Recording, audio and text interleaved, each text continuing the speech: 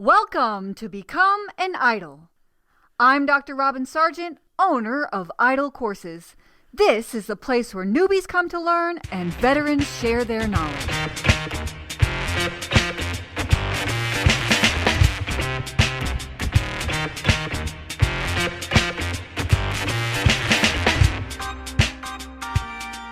I have here with me today a special guest, Murray Gray, and he is the co-founder of a new platform called Xperiencify. It's a learning management system and it's gamified and you can sell digital course products on it. But I just know beyond being a learning management system co-founder that Murray has so much to share with us as new instructional designers or even those that are thinking about adding any type of gamification or motivating your learners to completion. And so, Murray, would you do a better job of introducing yourself? Well, who could? No one really likes to introduce themselves. Some people really love it, but for me, I'm a software guy. I love building platforms, and my happy place is just in creating great software solutions to help business owners get more out of their business, so they can help more people out in the world and make a bigger impact. So, I am the co-founder of Xperiencify with my brilliant partner in life and business, Marisa Murgatroyd. Our other company is Live Your Message. And I guess it's thanks to everything we've learned in Live Your Message that has led to the creation of a platform. So if you like, I can give you a little bit of like how we got here, just to give you a bit of, understanding of what led us to develop this platform and what it really is. So, and that will, I guess, help folks who are listening understand what we're doing that's different and why it's important. If you're just getting into courses, if you're just thinking about how can I have a course, how can I have students, how can I leverage my time and my expertise to help more people at once, this is a great way to do it with courses. But most people don't do courses in the right way. And let me explain what I mean. And to explain, basically, let me take you back to 2011 when we started our other company, Live Your Message.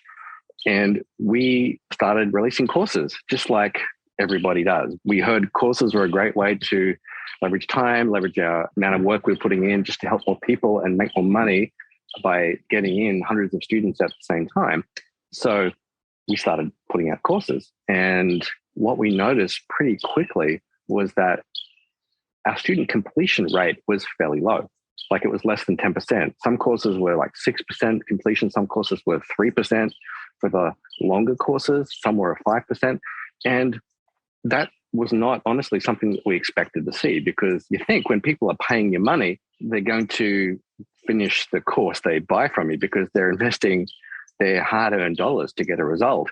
But the thing we discovered organically was that it doesn't really even depend on the price of the course. Anything from high ticket to very low ticket, there's a similar rate of abandonment among students or among people that buy courses. And we were like, we were wondering if it was just us, we were doing something wrong. So we checked with our colleagues, our people that are in our industry.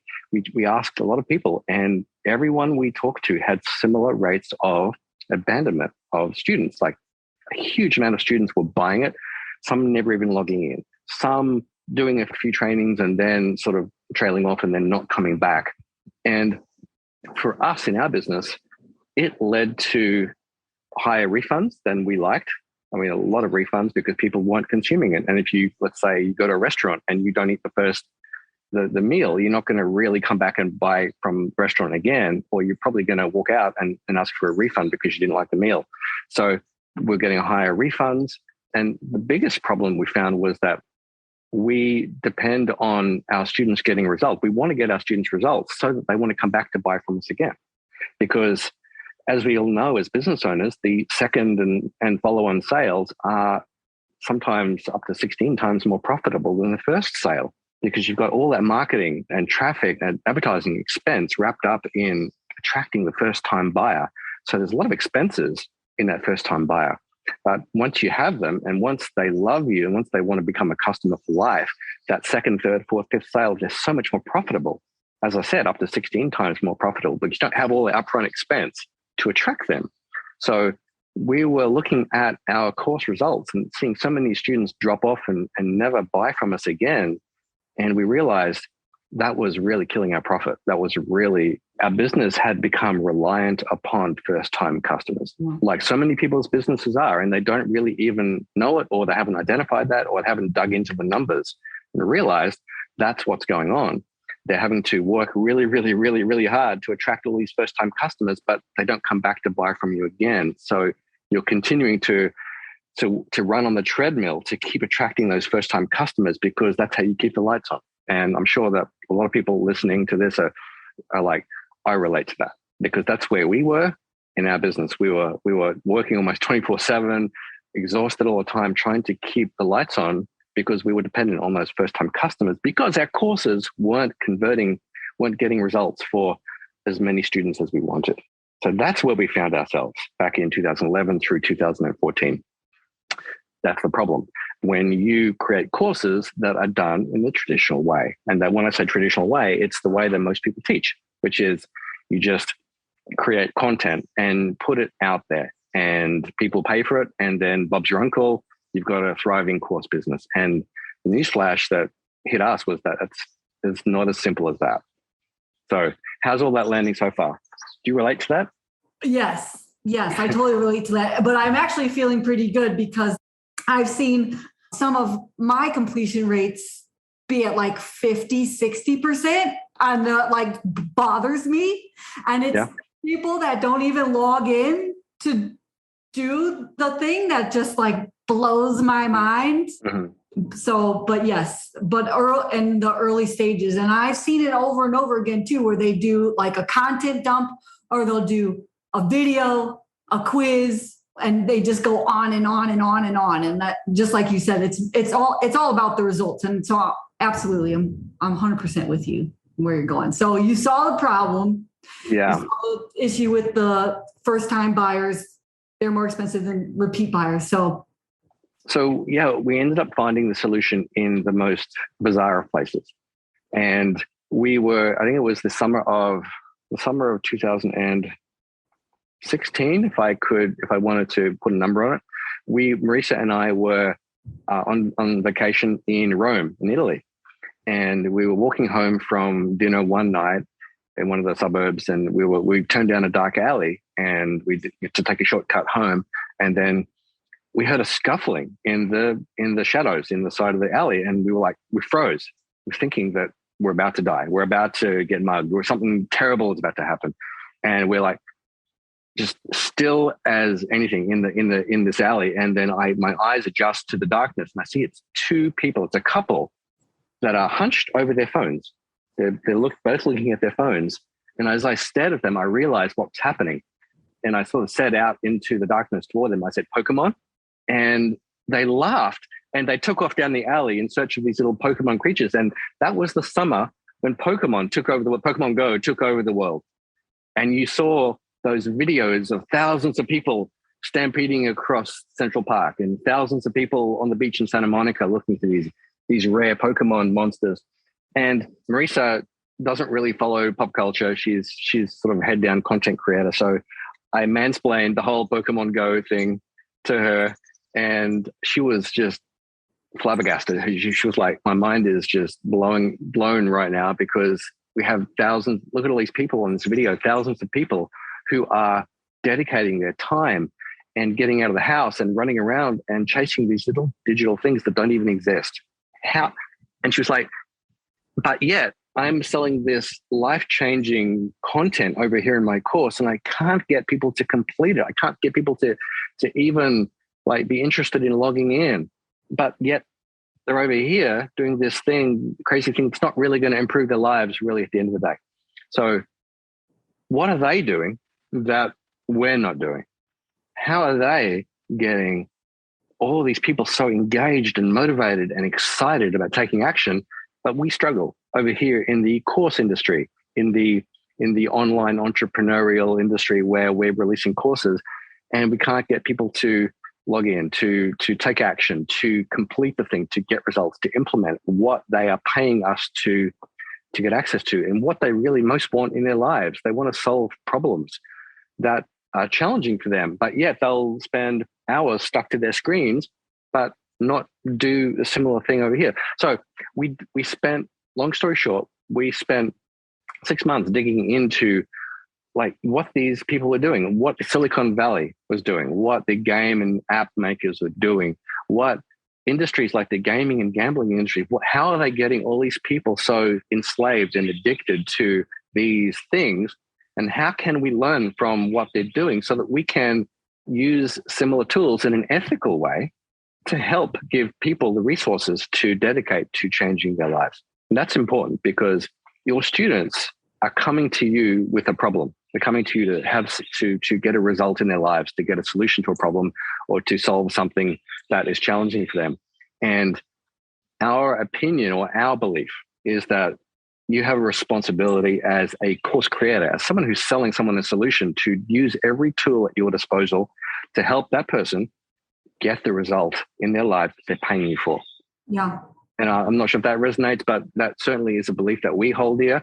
And so that's why we were like, we're going to take all of the stuff that we can identify and sort of deconstruct and figure out what they're doing. We're going to take it, we're going to apply it to not just our information, because most courses are just dumps of information that really demotivate people. They really make people turn them off and demotivate them and make them want to go and chase Pokemon rather than sort of spend days reading through or watching talking head videos. So we were like, how can we apply everything we're learning to a course? How can we apply all of these techniques and tools that are being used on us by these companies? How can we repurpose them so that they work for us, for our students, to enable them, to resource them to get the results that they most want in their lives? So really that led us to develop a whole methodology around how to take information that none of us here on watching this recording, none of us have any problem creating content or just tapping into whatever you want to call it and creating something that will help people. How do you take what it is that you produce and how do you wrap it in the right kind of experience? And that's important, the word experience here. How do you wrap it in the right experience so that people are going to want to take action and want to put it to use and implement it and complete the course they're buying? How do you take everything from over here and how do you deploy it over here so you can get similar results? So really that led us to a whole methodology around curriculum design and how to create the right kind of course content to get people excited about taking content and seeing that and getting a change in their lives. And for me personally, it led down a whole other road of how do I implement software to facilitate this whole process? How do I build a software platform that creates a similar experience that the app and the game makers are creating? That's more gamified, that's more experiential, that creates the kind of experience that people are excited by, that they want to come back to. So fast forward to today, and that's really what brought us here. And that's what I'm doing with my time is I'm creating this platform so that people who take courses want to complete them and get results. Oh my gosh. I mean, I don't even know that I said it yet, but I just have to tell the people listening that I love your platform. I am obsessed with it and I am trying everything I can to mimic it on my own. Because I actually met Murray because the whole reason we started a conversation is because I wanted to move all my courses and my entire program to his platform because there are Easter eggs.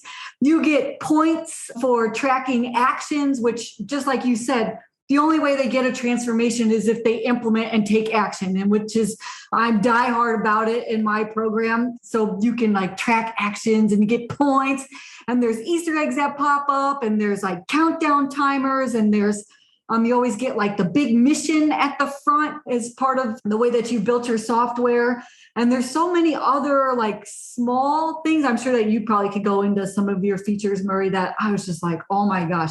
It takes all the best principles of gamification. And just like you said, it allows you to create a real experience that you wrap things in. Because we know that people are motivated by mastery, by mastering small things. And if they can just like get a little reward for even taking that action to get that small mastery, like even better on what you've done for them. And then, of course, I've noticed even in my own course that has no gamification on it. It has like a progress bar. Students will, before I change this, they would get mad because we would keep adding like new workshops or whatever. And so their progress would shrink. And they'd be like, you've messed with my progress bar. Now I'm only at 40% or whatever. Yeah. And so that actually kind of led me down the road to find Xperiencify. So yeah, do you want to talk about, obviously, so you built the software, you have the platform. How did you narrow it down to the things that you do have as far as your features, or like what did you really think about as far as learning experience and kind of that whole design thinking? Just take us down the rabbit hole a little bit. Great question. Thank you for saying all that. It's lovely of you to say that. I think that the one important difference between us and other software companies is that the other software companies, and I'm not going to name any names, but the other software companies are kind of driven more by programmers or internal project teams that kind of are driven by, I guess, customer suggestions or driven by other agendas, and they're not really driven by a vision for what is possible when it comes to all of this stuff. We developed this platform initially in-house for Live Your Message. So we were creating features as we were rolling out our courses to test them. So we would roll out a feature and we would test it on a launch of one of our products. And we would see if it had any positive impact on the amount of students completing. And that's how we basically came up and visioned all of our features. We were testing them in real time on our students as they enrolled in the courses and as they took action. And our platform is driven 100% by hard research data and by actually using it in our own business. So that's the difference here. We are literally, we have probably 100,000 students in Live Your Message, and we're always testing new stuff in a platform. And that's how we come up with our feature ideas. I come up with an idea and I go to Marisa and say, what do you think about this? She says, I love it. And we go and implement it. And then we see what happens. So the features are informed by real world needs of our students. So really that's really what drives us. And that's really what I think what makes us different to other software platforms. So just about your background, Maria, I mean, you just started like building your own platform. I mean, is that before you were, a course creator? Do you have experience with that? Or you're just like, I'll figure it out? I'm a geek from, I guess, by trade. I'm a computer science guy. So I've always been involved in the world of software. And when Marisa and I met, when we got together as a couple, we also started working together in the business. So we've been life partners and business partners since day one, which is fairly unusual for couples. And I kind of turned my problem-solving computer science brain to that business to try and solve the problems we were having. And I've always been a platform builder. So it was natural for me to think about, well, we're seeing this problem in our business. How can I solve it with software? So that's what led us down this rabbit hole of, first of all, we built it in-house as a tool that only we were using. And then we got enough students asking us to use it as we were testing. And as we had more and more students joining, they would ask us, can we use your software because we love it so much? And for years, we had to say, no, it's not meant for the general public, unfortunately. And eventually, I got the bright idea that probably I should release it as its own standalone product so that other people could benefit from it and their students could benefit from it as well. And now we have Xperiencify. And so what are some of the things? I mean, I know obviously like your platform gives people, it wraps it in an experience using your words. And I think that's a great way to kind of express it. But when you give advice to people who are thinking about designing their first digital course product beyond, I mean, obviously like gamify it. What are some of those, what are some of those tips that you, Murray, that kind of based on other best practices? I think the first tip I want to mention is not really software or platform based. It's more of a strategy or a course design or curriculum suggestion. And the biggest mistake that beginner course creators make is they try to create what we call a kitchen sink course. And that is the course that tries to solve every problem that their student might have. And we did that. We made the same mistake. Our first course was called Message to Money. And it was I think it was like a 12-week course. And we went through every kind of problem that someone could have as they were building and launching an online business. It was branding, it was marketing, it was paid traffic, it was website design. I mean, you name it, we had it in that course.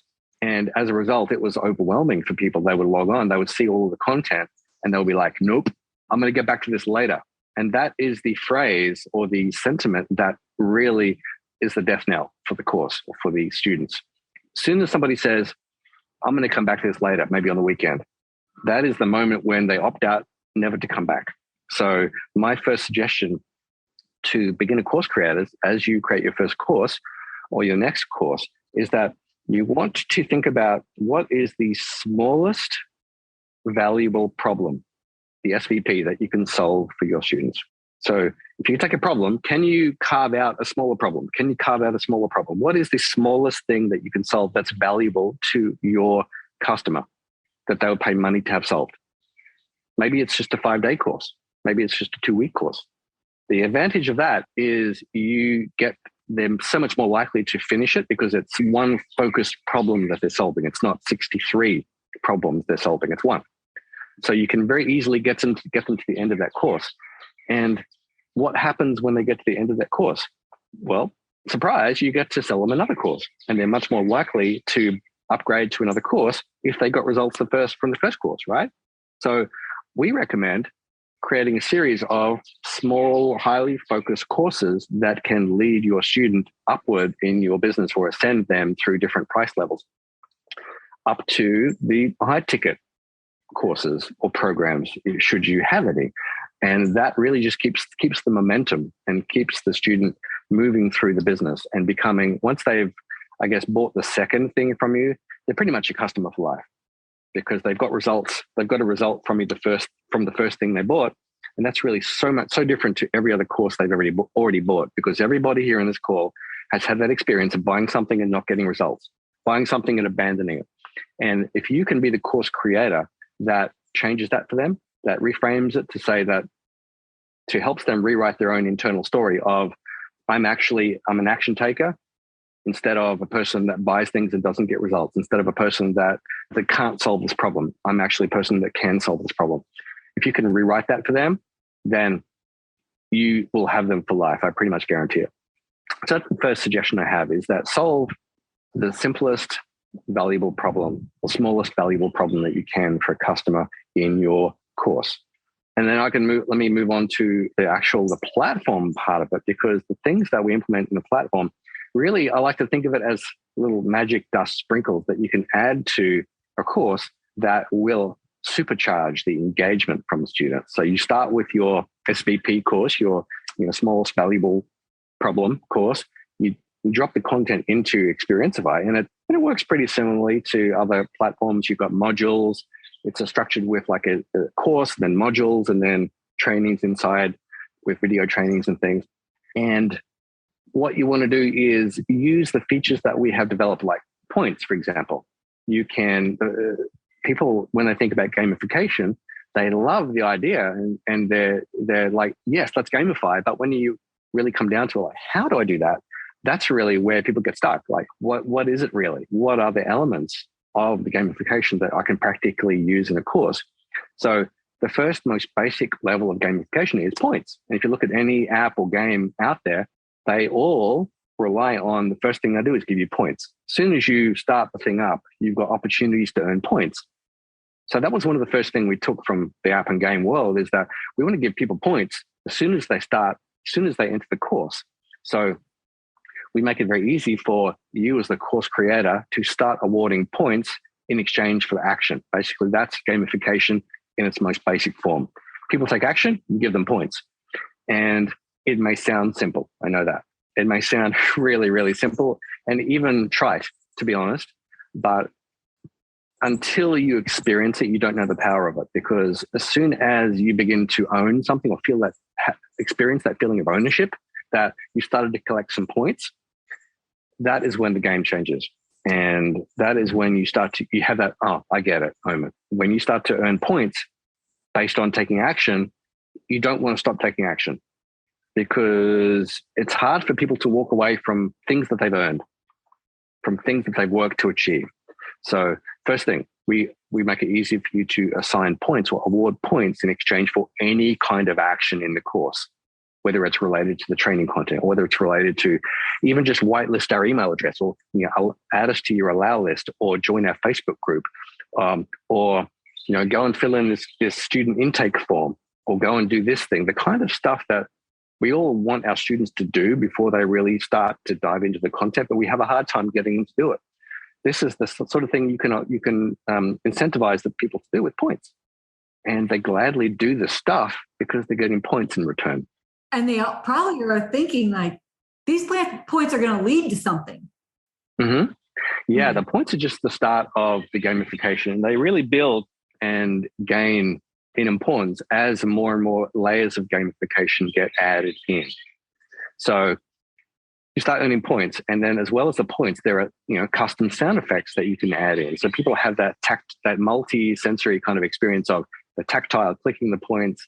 They see the animations, they hear the auditory feedback. So they've got the 3 sensory experience of like cha-ching or whatever the sound effect is that you want to use. We've got dozens of different sound effects in the system, but you can actually give them that kind of, wow, what just happened moment. Within the first minute of them joining the course, you can give them that kind of, what the heck just happened moment. And as soon as you can do that with a course experience, that's game changing, because we all think we know what we're going to get when we join a course. And we're all kind of braced for the boring, braced for the boredom. We're braced for, like, I know this is going to hurt, but I'm going to stick with it until I get the thing at the end. And that's the experience most courses unintentionally create. We call them the action, give up cycle. And that's what most course creators are asking you to do with your courses. They ask you to take action all the way to the end so you can get the reward. But most people give up before they get to the end because there's no rewards along the way. And that's where games are so brilliant. You take action, you get a reward every single time. So we teach our users, our community, to create courses that are actually action reward cycles instead.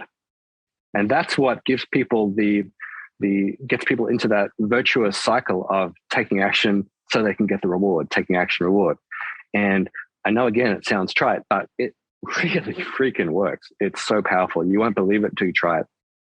Yeah. I mean, even right now, I add gamification to my program, but I know that when I add points and those points add up to be rewards, that'll be more valuable. Because right now I have, if you do this Do It Messy challenge, like in the academy or whatever, then they can get a reward that they submit for at the end. But how much better would it be if each of the steps that they took in the challenge to get a little reward of points that then add up to, they get a notebook that says like Do It Messy, which is like the name of the challenge or whatever. They really love it.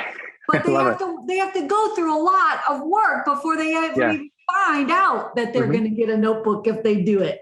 And so it's definitely it's a game changer, right? Just to consistently be getting rewarded in some way. And it doesn't even it's not even a burden on the course creator if you're just adding up points to get to a bigger reward, because you can just give away points all day and just set kind of the thresholds as to what triggers a reward, a true reward.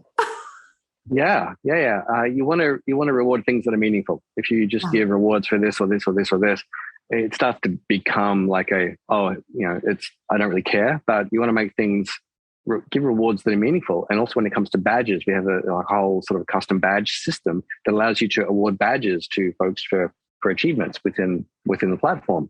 So you could think of it like, once they finish a course, they could get an alumni badge, or they could get an MVP badge for being a valued contributor in the community, those kinds of things. But if you're giving badges for hundreds of things, they become, again, meaningless. So you want to reward meaningful things. And one thing that we do in our courses is that we give graduation prizes.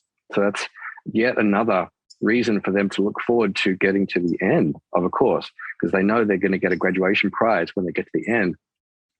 And we know they've gotten to the end when they get a certain amount of points. And then we actually trigger certain things to happen inside the platform so that we can give them their prize. We pop up a little box that says, congratulations that, you've got 300 points.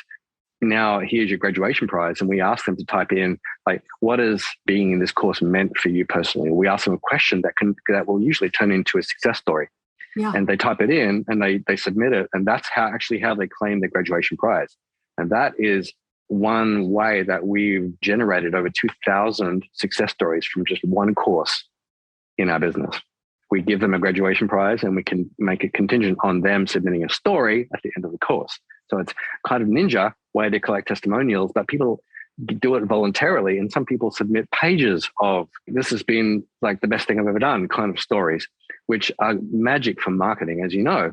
Yeah. So we just do it all through the platform. What's your prize? I have one of these too. It's like when you reach your big idol goal, you get a mug that says Idol Courses Academy on it. It's shipped to them. They post pictures of their mugs. I mean, it really is very exciting because it's a lot. I'd like to thank the Academy. Yeah. So what's your prize? I want to know. One of the prizes, I believe, we actually got two prizes. I think one of them was in our experience product masterclass. We have trademarked the idea of an experience product, which is kind of like an information product, but it's different. It's like an information product, but it creates an experience for students. So it's a different kind of thing. So we trademarked it, and then we give our graduates a lifetime license to call their courses an experience product. We basically send them a trademark, like a lifetime permission to use the trademark kind of certificate in the mail once they submit their story to us. So it's really valuable. People love it, and they post photos on the Facebook group of them receiving their certificate, and it's a great marketing tool as well. Yeah, that's a great gift, right? That they can now. I mean, it's like they're certified experience designers now. Exactly. Yeah. And what greater way to create advocates and people go out and spread the word than to do prizes like that, just like the mug.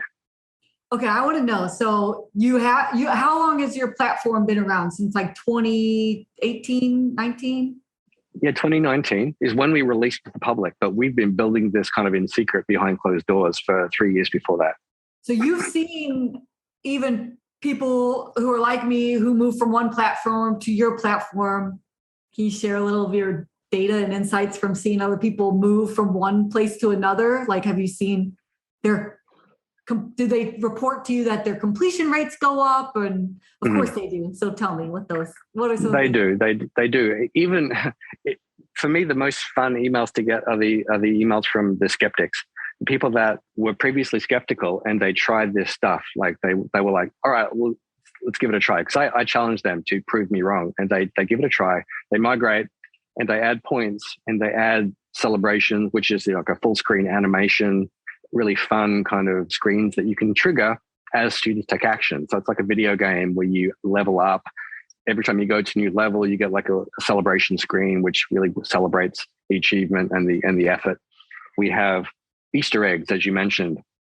We have the leaderboards, and we have the badges that pop up from time to time that are like surprise badges and things. We've got a bunch of different features that we have that all contribute to make a more magical experience for the students that they can't really even believe is happening. So I get these skeptics emailing me saying, "You were right. I can't believe I thought this stuff was stupid. Points, I couldn't care less. I'm very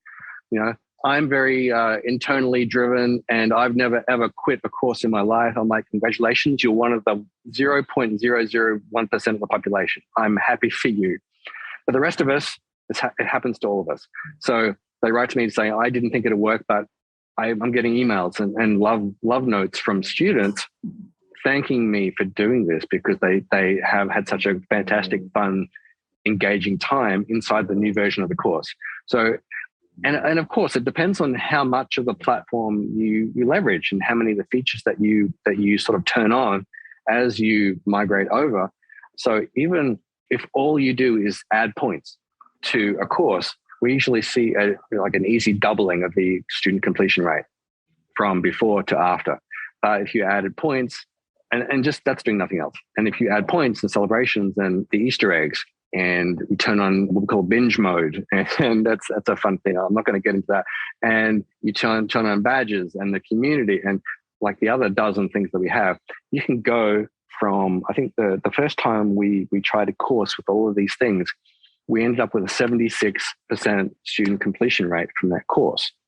And I think the results kind of speak for themselves. Oh my gosh. That's the kind of thing I get greedy about, completion rates. And I think unless you understand the problem, unless you're problem aware, as they call it, where you understand there is a completion problem, there is an engagement problem out there with courses right now. And there always has been, because they haven't changed in hundreds of years. The courses have been done the same way since courses were invented back in the 1900s or whenever. They're all just talking head kind of lecture style things that don't jive with the way the human brain works. So I think that until you felt the pain of students not completing your courses, like where we were and like, you've seen, you don't appreciate the value of the solution. So this is one of the reasons I'm here talking to you and your amazing audience, is that I'm here to spread the word about this problem. We like to call it the big dirty secret of the online course industry, because it's the thing that nobody talks about. As all of these course creation gurus who are advertising on Facebook every single day, make 7 figures with a course, they don't talk about student completion because they don't really have the tools to deal with that problem like we do. So we've solved our own problem, and we use our own tool every single day in our business. And it's really coming back, benefiting us in just multiple ways, because we've just spent millions of dollars developing this tool to solve this problem. So I forgot what your question was, but that's really the problem that we're solving. And yeah, I'm sorry, I kind of lost the thread there, but yeah. You were still on it. You just didn't know you're still hanging on. But I guess the only other thing that I really wanted to know, Murray, because a lot of our audience goes into corporate instructional design and learning design. Yeah. Do you have any companies that use your LMS as a company training platform? Yeah, that's a great question. And we're only just starting to branch out into the enterprise space. So the companies that are kind of 10 employees and 20 and 100 and 1,000, we're starting to have that size of company reach out to us on a very regular basis. Yesterday, I had a call with like a very well-known hotel chain that everyone would know the name, and national brands are reaching out to me because they all understand the value of employee engagement with their onboarding training, their skills trainings, their learning and development. They all want to improve it, and they all understand that there's a problem there and they don't know how to fix it. And so they're reaching out to me asking for, first of all, how are you solving it? What are the tools that you've developed for the market?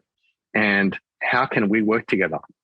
So in all transparency, we're still having conversations with a lot of companies, kind of figure out what's the best way that XP can work with those bigger companies in order to supercharge their learning and development. But definitely we are in conversations with a lot of companies right now to help them, because they've got the exact same problem that everyone listening right now today has. If you're a solopreneur or a smaller business with a couple of hundred students, and you have a course that it's not perhaps getting the results that you hoped or expected that would. So yes, definitely we're branching out, looking in that direction right now.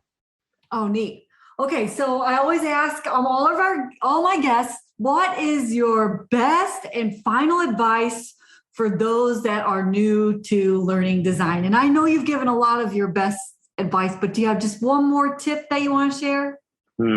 Learning design. Yeah, like for the newbies. Make it fun. I think that whatever you can do to make it fun, like when I design curriculum, when I do courses, I feel like I've pioneered a new way of doing it in my curriculum design. In the world of NLP, it's called pattern interrupt. You might be aware of that. Basically, a pattern interrupt is where you interrupt a pattern or a pattern that's running in someone's mind. So, for example, when they join a course, there is a script or a program running in their heads that's telling them what to expect. Like, I'm going to join a course, then I'm going to probably have trouble logging into the course. and I'm going to have to reset a password. And then I'm going to not get the email, and I'm going to go round and around with the support team for days to get access. And then I'm going to finally get access. And then I'm going to see all this content. And then it's going to be boring AF. Then they have this script of what's going to happen. And then as they start to watch these trainings, and usually the trainings are talking head, they're not really broken up into different interesting kind of segments. They're not like an infomercial in a way. They're more kind of classroom style, if you will. And as soon as we hit play on a video like that, again, the pattern starts to, we know what the pattern is. The brain says, so I'm going to be sitting here going like this for the next 40 minutes as this thing progresses, and I'm going to have to go and get some coffee to get through this. And then after that, I'm probably going to go away and do something fun for an hour and then try to come back to this. And that's probably never going to happen. So my biggest suggestion to curriculum design folks is pattern interrupt. At every opportunity, try and interrupt the pattern that the person is expecting. So as an example, one thing that we do with XP is that as soon as a new student joins through our order form, we don't subject them to any of that password, email, customer support thing. We just take them straight into the course. Like they hit purchase, and then it takes them straight into the homepage of the course saying, you're here, fantastic. And then once they're in the course, that is a pattern interrupt straight away. And then once they're in the course, then we start giving them points straight away. And that's a pattern interrupt. And it's important to understand that when the brain is interrupted, when the pattern is broken, the brain goes into a kind of a hyper alert, hyper engaged state, because it's like a fight or flight. Like a fight or flight, I guess, is the best way to put it, where something happens that you weren't expecting, and you're like, "What was that?" And the brain goes into overdrive, trying to explain what just happened, to try and put it into a box, to try to make a pattern out of it, so we can, because the brain needs to conserve resources. That's the brain's job is to fix problems or to find patterns and then sort of power down to conserve resources. So most courses, just the brain goes into that resource conservation mode where you're just kind of barely even conscious and you're just watching the video. You want to keep students in a hyper alert, hyper engaged mode. And the way to do that is to break a pattern over and over and over. Every 30 seconds, break a pattern. And the way you would do that with curriculum design is gamify it. You want to have Easter eggs that pop up unexpectedly. Unexpected things break patterns. Inside the actual training content, what I do personally is I go to Giphy.com, Giphy.com, Giphy, and I pull like memes from there. And I pull like tiny bits of movie footage, like from popular movies, like your Top Guns. And like, I feel the need for speed. And I take appropriate things that kind of fit with what I'm talking about, and I pull them into the actual training content. So it's not just me talking at the camera. It's if I'm talking about, right, now it's time to really, kick this off. And then I'll throw in, Maverick in there going, I feel the need for speed. And that kind of thing. And I try and do that every 20 seconds or so that people never know what they're going to get. And when things are unexpected, again, you stay in that hyper engaged mode where you're like, this is great. I haven't really had this much fun or been this engaged in online training in a long time, or if ever. So that's really my number one recommendation for curriculum design is pattern interrupt. Do whatever you can to break a pattern to keep people engaged and paying attention. That is a valuable piece of advice, Murray. Thank you so much. Yeah. Surprise and delight your learners, break their patterns. I think if they could just even sprinkle, like you said, like the fairy dust of pattern interrupt into their curriculum design, just a whole nother level of experience for your learners. And so, Murray, thank you so much for joining me. Thank you for sharing about, your journey and Xperiencify. Everybody should absolutely go check it out. Even if, you're not a digital course content developer or entrepreneur, it's still worth just checking out Xperiencify to see the different gamification elements and how they're applied to the platform. I know it will inspire you in the very least. And so thanks again, Maria. I really appreciate having you. Oh, it's been such a pleasure. And thank you for inviting me. And I've had a great time. Appreciate you. Thank you so much for listening. You can find the show notes for this episode at idolcourses.com. If you like this podcast and you want to become an instructional designer and online learning developer, join me in the IDOL Courses Academy, where you'll learn to build all the assets you need to land your first instructional design job, early access to this podcast, tutorials for how to use the e-learning authoring tools, templates for everything course building, and paid instructional design experience opportunities. Go to idolcourses.com/academy and enroll or get on the wait list. Now get out there and build transcendent courses.